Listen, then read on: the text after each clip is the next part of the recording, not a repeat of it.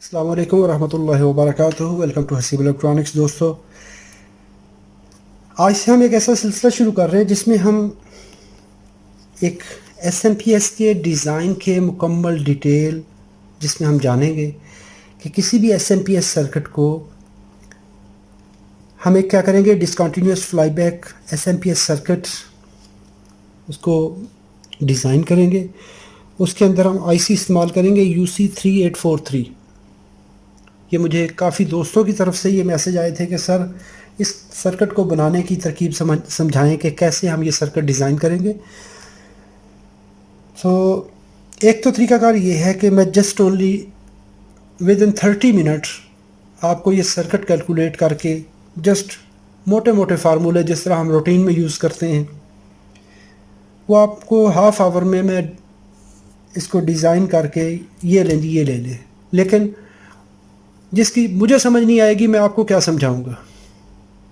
मैं आप बिल्कुल सादा सी ज़ुबान में बात करता हूँ कि मुझे तो उसका आइडिया होगा कि मैं क्या कर रहा हूँ, लेकिन जब आपने समझना है, अगर आपने ये वीडियो देखनी है और इसमें से कुछ सीखना है, तो सीखने के लिए लाजमी है कि हम उस गहराई तक जाएं जहाँ से हमें कुछ फ़ायदा हासिल हो सके। वीडियो देखने को तो आपको जस्ट ओनली मैं कहता हूँ कि आप थोड़ी देर में आप फार्मूला देखें, आप कहेंगे जी बिल्कुल हम मास्टर बन गए। नहीं, अगर आपने उसको देखना है, सीखना है, समझना है, तो फिर हम उस पर तफसील में देखेंगे। किसी भी सर्किट को डिज़ाइन करने के लिए सबसे पहले आपको उसकी आउटपुट का पता होना चाहिए। आपने जो बनाने जा रहे हैं वो क्या बनाने जा रहे हैं, हमें जो बनाना है हमें उसका पता होना चाहिए कि हमने बनाना क्या है। ऐसे तो नहीं है कोई चीज़ ऐसे पकड़ो तो पकड़ के बना लो, नहीं मैं पावर सप्लाई बना रहा हूँ, नहीं। हमें सबसे पहले वो जो पैरामीटर्स हैं जो कि एक पावर सप्लाई बनाने के लिए, डिज़ाइन करने के लिए ज़रूरी होते हैं, हमें वो उनका पता होना चाहिए। हमारा जो सर्किट है, फॉर एग्ज़ाम्पल मैं किसी भी सर्किट जो मैंने ड्राइव करवाना है वो 5 वोल्ट और 2 एम्पेयर उसकी लोड करंट है। आप कह सकते हैं कि 5 वोल्ट 1.5 एम्पेयर रिक्वायरमेंट है, तो मैं उसकी मार्जिन वैल्यू 2 एम्पेयर रखूँगा, उससे अपर लिमिट रखूँगा। तो 5 वोल्ट 2 एम्पेयर मैंने सर्किट डिज़ाइन करना है, मेरी रिक्वायरमेंट है 5 वोल्ट 1.5 एम्पेयर, लेकिन मुझे चाहिए ये वोल्ट। सबसे पहले आप ये आउटपुट वोल्टेज लिख लीजिए कि मुझे जी 5 वोल्ट 2 एम्पेयर चाहिए। जब आपने ये लिख लिए, उसके बाद आप लिखेंगे कि मुझे वोल्टेज कितने चाहिए। 5 वोल्ट प्लस माइनस 1%, ये चाहिए तो हमें 5 वोल्ट, तो ये 1% कहाँ से आ गए? ये 1% वो वोल्टेज है जब आप सर्किट डिज़ाइन करेंगे तो डिज़ाइन करते हुए जो दिक्कत पेश आती है कि जितने आप कंपोनेंट लगाएंगे उनकी टॉलरेंस होती है, उनमें कमी बेशी होती है। आप कहते हैं मैंने 1K की रजिस्टर लगानी है, तो उसमें वो कहता है जी वो या तो 990 ओम की हो सकती है या एक 1010 ओम की हो सकती है। अगर वो रजिस्टेंस जो आप लेके आ रहे हैं बिल्कुल नपी तुली नहीं है, वो 1010 ओम की है या 990 ओम की है, तो फिर क्या होगा कि आपके आउटपुट में ये फ़र्क आएगा। तो इसको हम कैसे कैलकुलेट करते हैं? 5 वोल्ट हमारी आउटपुट है, हम कहते हैं इसको 1% मल्टीप्लाइड बाई 1 डिवाइडेड बाई 100, तो हम कहते हैं कि जी ये 0.05 है। तो हम कह सकते हैं कि इसमें जब 5 वोल्ट ऐड करेंगे तो हमें या तो मिलेंगे 5.05 या -5 करेंगे तो या हमें 4.95 मिलेंगे ये वोल्टेज। और मैक्सिमम हम कह सकते हैं कि ये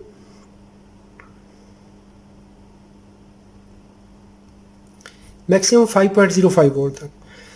तो हमें ये विंडो हमने दे दी कि हमें जो वोल्टेज चाहिए वो 5 वोल्ट से लेके इस वोल्टेज तक चाहिए। करंट, हमें इस सर्किट से करंट जो चाहिए वो 2 एम्पेयर चाहिए मैक्सिमम, और मिनिमम विद नो लोड ये 0.2 एम्पेयर तक। क्योंकि ये ऐसा सिस्टम तो है नहीं है कि आपने सर्किट लगा दिया, जब पावर चाहिए पावर मिलेगी उसके बाद ये ऑफ हो जाएगा, नहीं। उसके बगैर भी ये पावर कंज्यूम करेगा। हम कहते हैं जी मिनिमम इसको सेट करना है हमने इस पर। आगे आ जाती है लोड रेगुलेशन। लोड रेगुलेशन क्या है कि जब हम इस लोड को, इस ट्रांसफार्मर को, इस सर्किट के ऊपर जो लोड लगा रहे हैं, यहाँ पे जो मिनिमम हमने कहा है 0.2 एम्पियर, 0.2 एम्पियर पे तो हमें दे रहा है 5 वोल्ट। तो अगर हमने इस पर फुल लोड डाल दिया, 5 वोल्ट के ऊपर 2 एम्पियर करंट लगा दी, फुल लोडेड कंडीशन में चला दिया इसको, तो उस वक्त इसके वोल्टेज कितने वेरी हो सकते हैं, उसको करेंगे 5 डिवाइड बाई 0.2 डिवाइड बाई 100, ये है 0.01 प्लस 5 कर दीजिए, तो हमें ये मिलेंगे वोल्टेज 5.01, या इसको माइनस कर दीजिए, 4.99 वोल्ट से लेके 5.01 तक हमारे वोल्टेज चेंज हो सकते हैं। पावर सप्लाई सही चल रही थी, आपने अचानक से लोड ऑन कर दिया, फुल कर दिया, 0.2 से 2 एम्पियर पे चले गए, तो उस वक्त इसके वोल्टेज में जो वेरिएशन आएगी वो या तो ये हो सकती है 4.99 वोल्ट या 5.01 वोल्ट। स्टैंडर्ड मिल रहे थे 5 वोल्ट, तो इतने वोल्टेज लोड बढ़ने या कम होने की सूरत में ये विंडो है हमारी। इसके अंदर अंदर हमें वोल्टेज रहने चाहिए। अगर इससे वोल्टेज कम होते हैं, अगर 4.9 या 4.8 हो जाते हैं, तो फिर वो पावर सप्लाई की एफिशिएंसी नहीं है। हम कहते हैं कि लाइन रेगुलेशन, जिस वोल्टेज पे हमने ऑपरेट करना है, अगर वहाँ पे बहुत ज़्यादा यकदम वोल्टेज की कमी बेशी हो जाती है, वोल्टेज इंक्रीज़ या डिक्रीज़ होते हैं, तो उस पे इस पावर सप्लाई का रिस्पांस क्या होगा, वो भी हम इसको 0.2% देते हैं। तो 4.99 वोल्ट से लेके 5.01 वोल्ट तक हम इसको अलाउ करेंगे कि जी लाइन वोल्टेज, अगर जो इसकी इनपुट पावर है, जो इसकी सर्किट की ये इनपुट साइड है ये वाली, इसमें कितने वोल्टेज में चेंज आए, क्योंकि इसको हम डिज़ाइन करने जा रहे हैं 85 वोल्ट से लेके 265 वोल्ट तक, ये इसकी इनपुट रेंज है। इसको जब आप इस रेंज में चलाएंगे तो मिनिमम से लेके मैक्सिमम या मैक्सिमम से मिनिमम की तरफ आते हुए इसकी आउटपुट में कितना फ़र्क आएगा, इसे कहते हैं line regulation, load regulation, line regulation. आगे आ जाते हैं मैक्सिमम रिपल्स इन आउटपुट। ये हमारी है आउटपुट सेक्शन।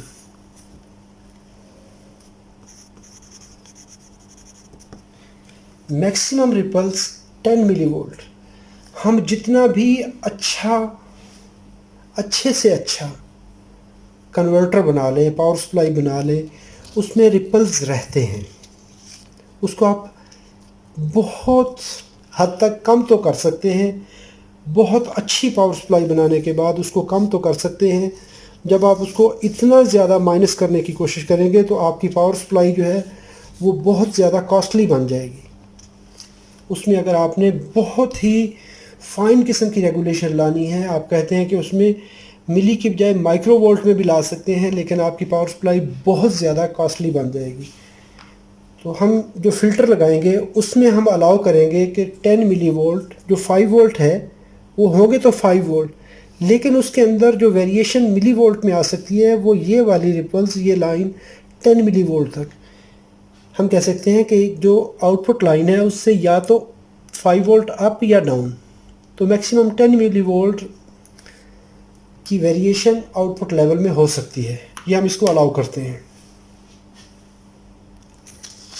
जब हमने ये आउटपुट बना ली, आउटपुट को जब हमने ये चीज़ें बतानी हैं कि ये हमने रेगुलेशन करवानी है, वोल्टेज ये चाहिए, उसके लिए आपको TL431 इंटेलिजेंट ज़ीनर लगाना पड़ेगा। रेफरेंस लगाएंगे, ऑप्टोकपलर लगाएंगे, ये फीडबैक देगा 3843 को। 3843 के अंदर एक built in 5 volt reference voltage होते हैं। उन वोल्टेज को रेगुलेट करके हम RTCT, जो इसकी टाइमिंग रजिस्टर, टाइमिंग कैपेसिटर है, उनको एडजस्ट करेंगे। वो सिलेक्ट करने के बाद हम यहाँ पर इसको फ्रीक्वेंसी ऑसिलेट करवाएंगे। ऑसिलेट करवाने के बाद यहाँ पर इसके मॉसफेट लगेगी। मैंने ब्लॉक बनाए हैं कि इन ब्लॉक को हम इस तरह से कैलकुलेट करना है हमने। ये बनेगा, ये स्विचिंग करेगी और ये सर्किट इसको रेगुलेट करवाएगा। अभी ये जो हमने ये चीज़ें बताई हैं, ये सारी की सारी कहानी हमारा ये नेटवर्क करेगा और इसको इस काबिल होना चाहिए। इसको हम एडजस्ट करवाएंगे और इसको सेट करवाएंगे कि इतने वोल्टेज आपने सेट करने हैं। नेक्स्ट आ जाती है हमारी डीसी रेल।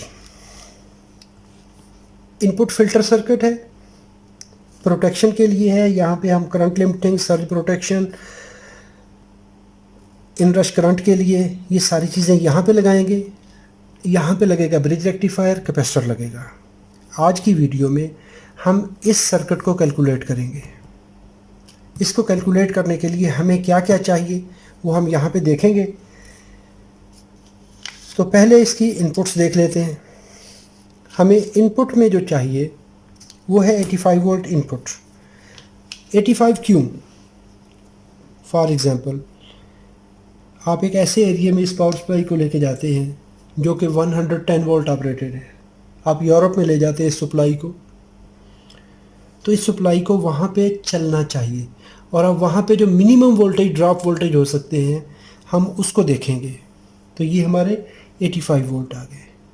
या 220 वाले एरिया में अगर आपके 3 फेज़ का एक फेज़ मिस हो जाता है तो जो एक फेज़ पे वोल्टेज आएंगे वो अप्रॉक्सीमेटली इन वोल्टेज के करीब आते हैं। या हमारा घर, जो हमारा इलेक्ट्रिक पोल है, वहाँ से काफ़ी दूर है, तो जो लाइन वोल्टेज, ड्रॉप वोल्टेज होते हैं वो बाज़ औक़ात यहाँ तक भी चले जाते हैं। छोड़ो इस बात को, हम मिनिमम लेवल को देखते हैं। मैक्सिमम लेवल हम कहते हैं 265 वोल्ट। ये हमने वर्स्ट के सिनेरियो में रखा है कि हमारे मैक्सिमम वोल्टेज 265 तक जा सकते हैं। लाइन फ्रीक्वेंसी किसी जगह पे 50 हर्ट्ज़ है, किसी जगह पे 60 हर्ट्ज़ है। तो हम इसको ये देखेंगे। इस सर्किट को हम स्विचिंग के लिए 200 किलो हर्ट्ज़ पे सेट करेंगे। क्यों? कि इसकी बहुत ज़्यादा हम फाइन किस्म की आउटपुट लेने के लिए हम इसके जो फ्रीक्वेंसी के राइज़ और फॉल टाइम है उन चीज़ों को हम कम से कम कर देंगे। क्योंकि जो आपका फ्रीक्वेंसी का लेवल बढ़ेगा तो जो स्लोप बनती है, जो राइज़ टाइम और फॉल टाइम बनता है, हम उसको कम करेंगे। उसको कम करने से क्या है कि हमारी जो आउटपुट की एफिशिएंसी है वो बेहतर हो जाएगी। अभी हम करते हैं स्टार्ट कैलकुलेशंस। हमने बोला कि हमें 85 वोल्ट हैं हमारे पास इनपुट में मिनिमम। तो जब भी हमने पावर सप्लाई को कैलकुलेट करना है, कोई भी पावर सप्लाई आप कैलकुलेट करते हैं, तो उसके लिए 2 कंडीशंस होती हैं। मिनिमम वोल्टेज पे मैक्सिमम आउटपुट लेनी है आपने। इस पावर सप्लाई को हमने ऐसे सेट करना है कि मिनिमम वोल्टेज पे, मिनिमम कंडीशन में जो आपके 85 वोल्ट हैं, वहाँ पर हमने इसकी मैक्सिमम आउटपुट लेनी है। ऐसा नहीं है कि मिनिमम वोल्टेज पे इसकी आउटपुट हाफ हो जाए।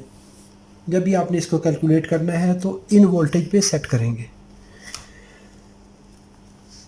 ये है हमारे आरएमएस वोल्टेज। एक तो सिंपल फार्मूला है, वो मैं आपको बताना नहीं चाहता, वो आखिर पे मैं आपको इस वीडियो के जो प्रॉपर कैलकुलेशन है ये समझाने के लिए कर रहा हूँ। मैं कोई वीडियो लंबी बनाने का मुझे शौक़ नहीं है, लेकिन चूँकि मेरा एक मकसद है कि अगर किसी को आप कोई चीज़ बताते हैं तो प्रॉपर बताएं ताकि अगले को समझ आए। अगर आप समझने की नीयत से कर रहे हैं तो ये आपके लिए अच्छा है, वरना इसको सीधा 1.414 से मल्टीप्लाई कर दे तो आपका रिज़ल्ट आ जाएगा। लेकिन मैं आपको प्रॉपर लेके चलता हूँ। इसको हम बिल्कुल सिंपल कैलकुलेशन के अंदर रखते हुए चलेंगे और बाद में मैं आपको शॉर्टकट फार्मूला भी साथ साथ बताता जाऊंगा कि शॉर्टकट इसका ये है। अच्छा, अभी ये कर दीजिए, Vn है हमारे पास 85 वोल्ट और इसको 2 स्क्वायर रूट कर दे तो ये हमारे पास 120.28, इसको 120.20 हम इसको 120 वोल्ट कंसीडर करते हैं। ये है हमारे 120 वोल्ट की पीक आ गई। ये है 120 वोल्ट की पीक्स आ गई हमारे पास। इसको जब आपने इस ब्रिज रेक्टिफायर से गुजारा तो गुजारने के बाद जो आपके पास जो पल्सेटिंग डीसी बनेगी, जो रिपल्स बनेंगी, वो इस तरह की बनेगी। वी पीक बन गया 120 वोल्ट। अभी हमने कैलकुलेट करना है वी डीसी लो, क्योंकि हमने ब्रिज रेक्टिफायर से गुजारा। ब्रिज रेक्टिफायर ने ये जो पीक बनी थी, इस पीक को गुजारने के बाद यहाँ पे ले आए, एक साइड की पीक कट कर दी, एक साइड की पीक आ गई। जब यहाँ पे आई तो हम वहाँ पे कैलकुलेट करेंगे वी डी सी लो, कम से कम डीसी वोल्टेज, कम से कम डीसी वोल्टेज वो होते हैं वी इन पीक। उसमें अभी ये जो रिपल्स हैं, अभी जो बगैर कैपेसिटर के, जो हमने अभी स्टेप नंबर 6 में जाके रिज़ल्ट आएगा इसका, जो रिपल्स बननी है इसकी, उसको हम 15% रिपल्स कहते हैं। 10% तक कहते हैं, लेकिन हम 10 से 15% तक रिपल्स कहेंगे, क्योंकि जो हमारा आउटपुट लेवल है, जो हमारा आउटपुट लेवल ये बनेगा,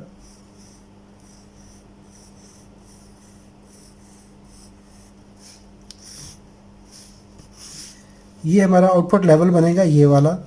तो इसको हम कहते हैं कि ये 15% रिपल लेवल है टोटल वोल्टेज का।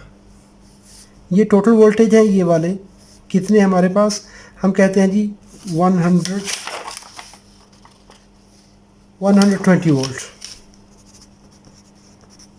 लेकिन 120 के टॉप लेवल पे 15% पीक्स हैं। इस पीक को हमने ख़त्म करना है। ये है हमारे वोल्टेज, जो कि रेक्टिफायर ने हमारे यूजेबल वोल्टेज, जिनको एवरेज वोल्टेज कहा जाता है। लेकिन हमने क्या करना है कि इन पीक्स को ख़त्म करना है। इन पीक्स को क्यों ख़त्म करना है? क्योंकि जो आगे हमारा सर्किट है ये वाला, इसने भी ऑसिलेशन करवानी है। तो अगर यहाँ पे हमारे वेरिएशन होगी तो ये वेरिएशन इस आईसी को डिस्टर्ब करेगी। तो क्या होगा कि हमारी ये आईसी प्रॉपर फंक्शन नहीं कर पाएगी। तो हम कहते हैं कि यहाँ पे 15%, नॉर्मली 10 to 15% रखा जाता है, लेकिन हम मैक्सिमम 10-15% रखेंगे। तो वो रिपल्स और जो डायोड हम इस्तेमाल कर रहे हैं, ब्रिज रेक्टिफायर, 0.5 वोल्टेज ड्रॉप इसके होंगे, 0.5 इसके होंगे, क्योंकि दो diode at a time series में आ रहे होते हैं।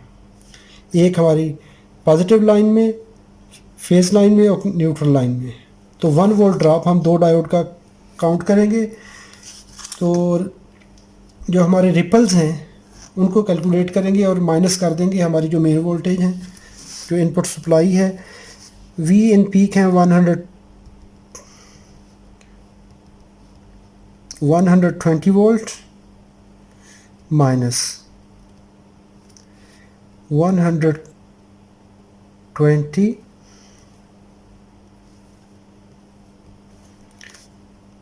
multiplied by 0.15 divided by 2 bracket close, minus 1 volt आप ड्रॉप कर दें जो डायोड का है। तो ये आ गए 110 वोल्ट, 110 वोल्ट। ये है आपके मिनिमम डीसी वोल्टेज। हम इसको मज़ीद इसमें 10 वोल्ट का मार्जिन और कर लेंगे। इसको मज़ीद हम पावर सप्लाई को यूनिवर्सल बनाने के लिए हम कहें हम 100 वोल्ट की कैलकुलेशन करेंगे। अच्छा, VDC हाई, इस बस पे, इस जगह पे मिनिमम हमारे पास वोल्टेज आ गए, आप कह सकते हैं कि 100 वोल्ट। 110 वोल्ट हम 10 और माइनस कर देते हैं, जो कि हमारे इनपुट पे जो सर्ज प्रोटेक्टर लगेगा, जो दूसरी चीज़ें लगेगी, हम सारी चीज़ों के लॉसेस को इग्नोर करते हुए हम साफ़ी वोल्टेज, प्योर वोल्टेज 100 वोल्ट ले लेते हैं। ये 100 वोल्ट से लेके तो डीसी वोल्टेज यहाँ पर कितने आ सकते हैं मैक्सिमम, उसको आप कैलकुलेट करिए। VDC उसी तरह का फार्मूला है, V N maximum. V N maximum कितने हैं? 265 वोल्ट जो हमने यहाँ पे कहा था। ये वाले 265 वोल्ट, इन वोल्टेज को यहाँ पे रखिए और स्क्वायर रूट कर दीजिए 2 का, 374.76 वोल्ट। तो हम कहते हैं 375 वोल्ट हैं। तो 375 उसी तरह का फार्मूला, उसमें से माइनस रिपल कर दीजिए, रिपल हुई 15% है। तो इसको 375 मल्टीप्लाइड बाई 0.15 डिवाइडेड बाई 2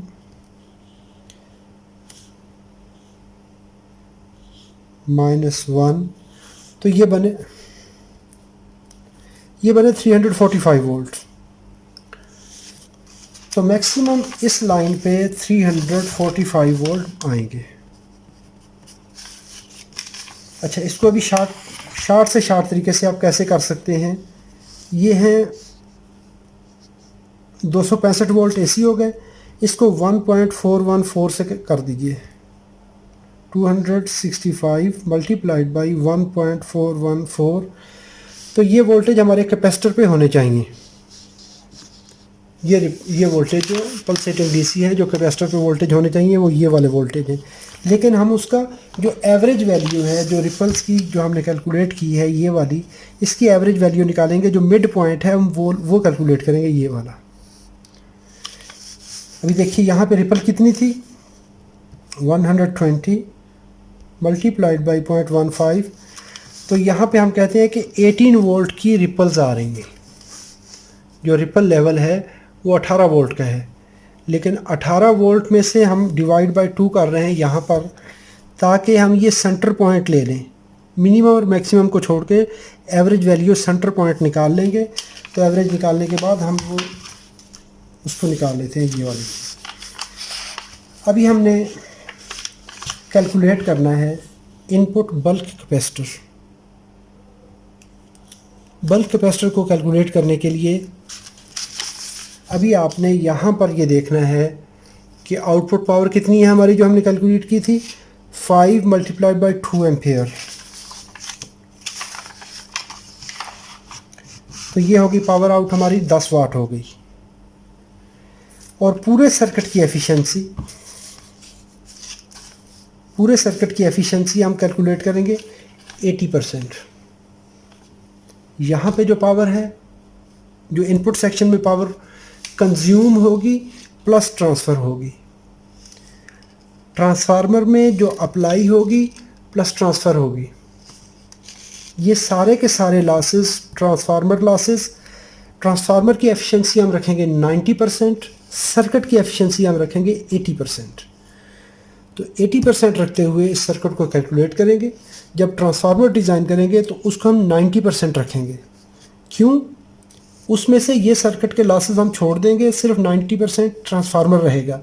लेकिन यहाँ पे हम कैलकुलेट कर रहे हैं पूरे सर्किट को, तो यहाँ पे हम मैक्सिमम लॉसेस को ऐड रखते हुए 80% पे इसको रखेंगे। पूरे सर्किट की एफिशिएंसी 80% है।